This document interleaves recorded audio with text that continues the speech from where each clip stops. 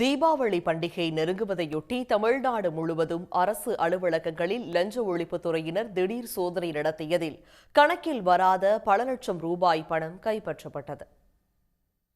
ஈரோடு வெண்டிப்பாளையத்தில் உள்ள கீழ்பவானி வடிநிலக்கோட்ட நீர்வளத்துறை அலுவலகத்தில் லஞ்ச ஒழிப்புத்துறை போலீசார் நடத்திய சோதனையில் உதவி பொறியாளர் குமரேசனிடமிருந்து 3,50,000 ரூபாய் பணம் சிக்கியது.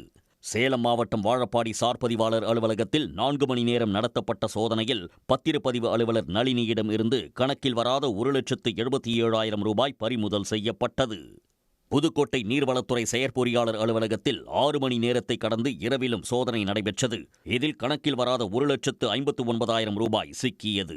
ஓசூர் அருகே ஜூஜுவாடி சோதனைச் சாவடியில் நடத்தப்பட்ட சோதனையில் கணக்கில் வராத 1,46,000 ரூபாயை பறிமுதல் செய்த அதிகாரிகள் மோட்டார் வாகன ஆய்வாளர் பிரபாகரனிடம் விசாரணை நடத்துகின்றனர். திருவண்ணாமலை இணைசார் பதிவாளர் அலுவலகத்தில் நடத்தப்பட்ட சோதனையில் 59,000 ரூபாய் சிக்கியது. 4 மணி நேரம் நடந்த சோதனையில் செல்போனில் ஜிபே மூலம் பணப்பரிவர்த்தனை நடந்ததா என பொதுமக்களின் செல்போன்களை அதிகாரிகள் ஆய்வு செய்தனர்.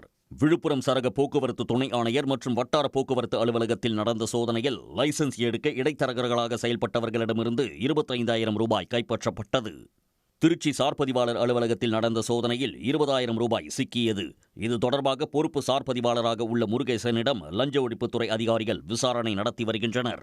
வேலூர் மாவட்ட வனத்துறை அலுவலகத்தில் இறந்த ஊழியரின் சம்பள நிலுவையை வழங்க 10,000 ரூபாய் லஞ்சம் பெற்ற வன அலுவலக உதவியாளர் ஏழுமலை கைது செய்யப்பட்டார். உடனுக்குடன் செய்திகளை தெரிந்து கொள்ள சன் நியூஸ் பெல் ஐகானை கிளிக் பண்ணுங்க.